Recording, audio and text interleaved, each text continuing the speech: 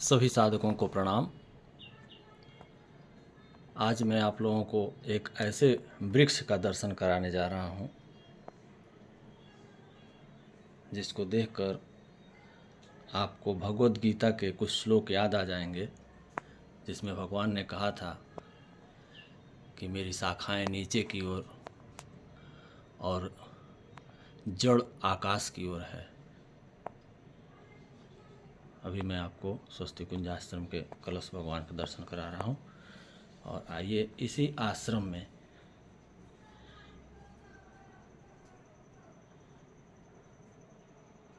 ये आश्रम का छत है और ऐसे ही आप आएंगे तो देखेंगे यहाँ पर एक पीपल का वृक्ष। पीपल के वृक्ष को भी आपने भगवद गीता में पढ़ा ही होगा। अश्वत्थः सर्ववृक्षाणाम कह करके भगवान ने कहा था कि मैं सभी वृक्षों में यही पीपल का वृक्ष हूँ। और ये पीपल का वृक्ष ऐसे उगा हुआ है, इसकी जड़ ऊपर है और शाखाएं सब नीचे की तरफ। देखने से ऐसा लग रहा होगा जैसे ये नकली पेड़ है, लेकिन आप इसे देखें तो ये वास्तविक पीपल के पत्ते हैं। मैं इसे तोड़ना नहीं चाह रहा हूँ,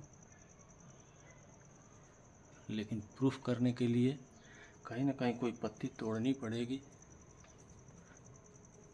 मैं कोशिश कर रहा हूँ कोई एक पत्ती मैं तोड़ूं और मैं दिखाऊं कि ये वास्तविक वृक्ष की डालियां हैं। ये मैं यहाँ से एक पत्ती तोड़ रहा हूँ। भगवान वासुदेव मुझे क्षमा करें।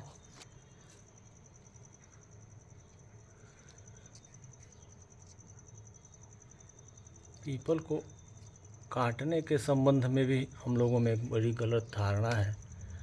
ये देखिए, इसमें से दूध निकलने लगा। आप देख रहे हैं, ये देखिए, इसमें से ये दूध भी निकल गया। मैं अपनी उंगलियां दिखा रहा हूँ तो देखिएगा, यहाँ से देखिए, ये जब तोड़ा गया है, ये पीपल के वृक्ष की जब भी पत्तियां तोड़ेंगे तो उसमें से दूध निकलता है। ये देखिए,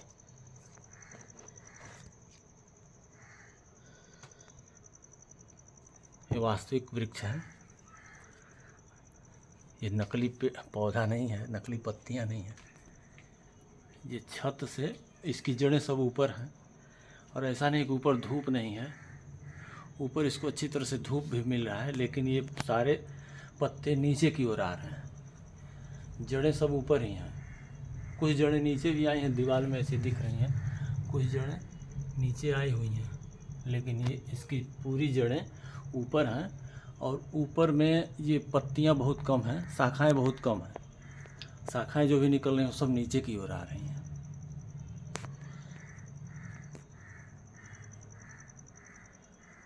यहीं आप जैसे ही आप बगल में यहाँ आएंगे तो आपको वेद भगवान के दर्शन होंगे।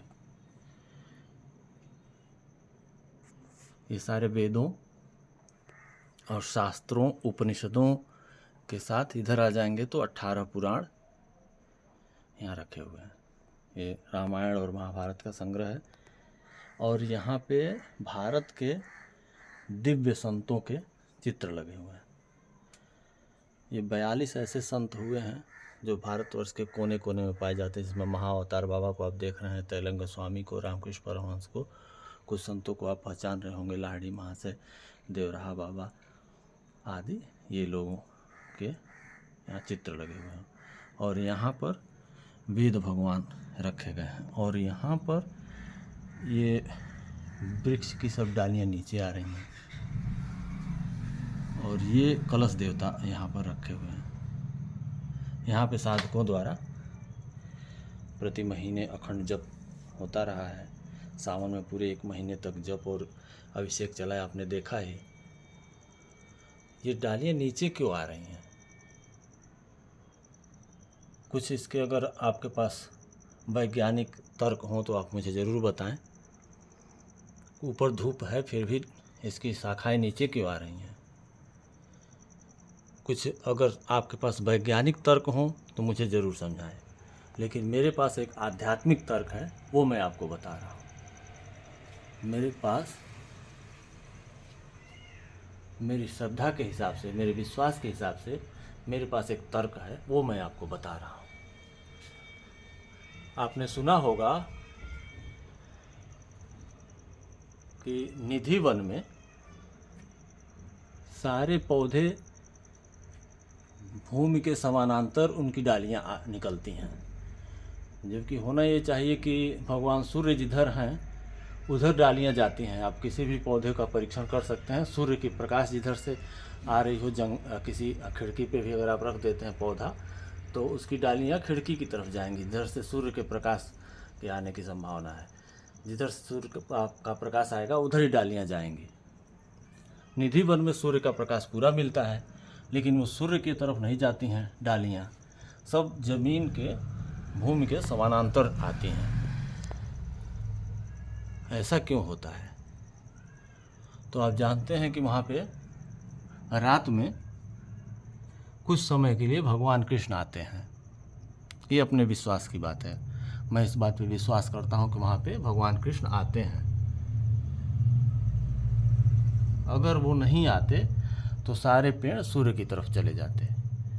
भगवान कृष्ण जब आते हैं तो सूर्य से कहीं ज़्यादा ऊर्जा उनको जमीन के समानांतर मिल जाती है वृक्षों को, तो फिर वो ऊपर क्यों जाएंगे, सूर्य की ओर क्यों जाएंगे? जब उनको सारा पोषण ज़मीन पर ही मिल जा रहा है, ज़मीन के समानांतर कहीं भी अगल बगल भगवान कृष्ण और घूम रहे होंगे तो उधर से उनको सूर्य से ज़्यादा ऊर्जा मिल रही होगी,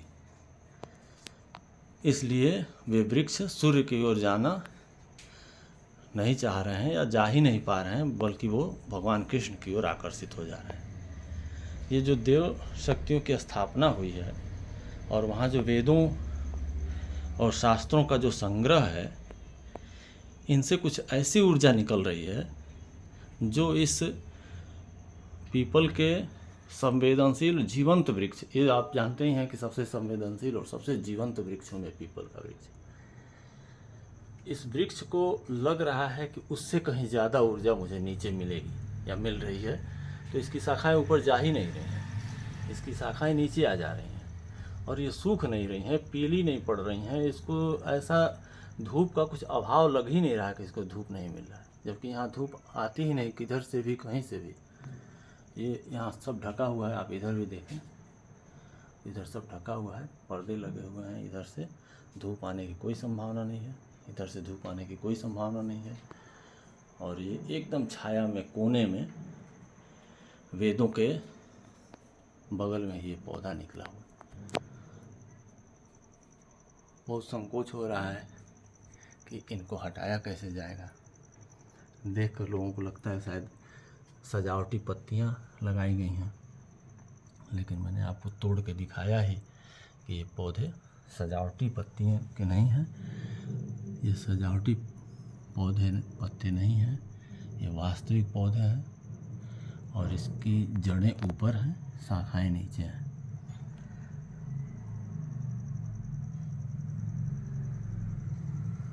इनकी बड़ी कृपा है कि ये नीचे की ओर आए हैं हम लोगों पर कृपा करने के लिए, और वेद भगवान और कलश भगवान की कृपा है कि इन्होंने अपनी ओर आकर्षित कर लिया है इन्हें, और ये नीचे की ओर आ गए हैं। पीपल के वृक्ष को काटने और तोड़ने के संबंध में भी कुछ गलत धारणाएं हम लोगों में हैं कि हम पीपल के वृक्ष को नहीं काट सकते। तो आपको ये जानना चाहिए कि यदि आप पीपल के वृक्ष से ये निवेदन करें कि हम आपको काटने जा रहे हैं यज्ञ के निमित्त, आपके लकड़ी का उपयोग हम यज्ञ में करेंगे, तो फिर आपको कोई दोष नहीं लगता है, बल्कि आपको पुण्य की प्राप्ति होती है। ऐसा हमारे बहुत सारे ग्रंथों में वर्णित है। पीपल को के वृक्ष को यज्ञ के निमित्त काटने पर पुण्य की प्राप्ति होती है, परंतु उस प्रकार से पीपल के वृक्ष को नहीं काटना चाहिए। और भी एक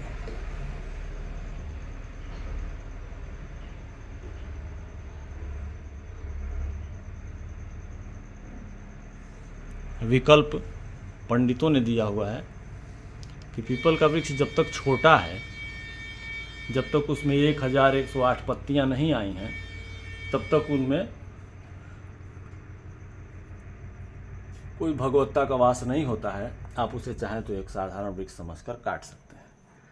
ये ब्राह्मणों के द्वारा, पंडितों के द्वारा विकल्प दिया गया है, तो इसमें जो आपको अच्छा लगे कर सकते हैं।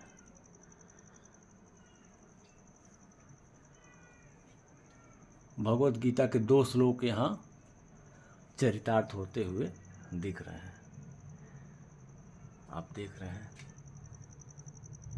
भगवान कृष्ण में करोड़ों सूर्य के बराबर प्रकाश है, इसलिए एक सूर्य पौधों को, निधि वन के पौधों को अपनी ओर आकर्षित नहीं कर पाता है। करोड़ों सूर्य का प्रकाश जब उनको मिल जाता है 1-2 घंटे के ही अंदर, तो सारे पेड़ ऊपर की तरफ न जाके धरती के समानांतर ही विकसित होते हैं। और ये है उन पौधों का रहस्य, और यही शायद इसका भी रहस्य है। आप लोग भी कुछ बताइएगा इसके बारे में, और मैं इनके साथ क्या करूं ये भी बताइएगा। मेरा तो हृदय प्रफुल्लित हो जा रहा है इनको देख देख के। आप लोग इनके बारे में कुछ ज़रूर बताइएगा। ये नीचे क्यों आए हैं, क्या ऐसा कहीं और हुई होता है, या मेरी भ्रांत धारणा है कि मैं ऐसा मान रहा हूँ कि नीचे इनको ज़्यादा ऊर्जा मिल रही है इसलिए ये नीचे आ रहे हैं। आप लोग मुझे बताइएगा। हर हर महादेव।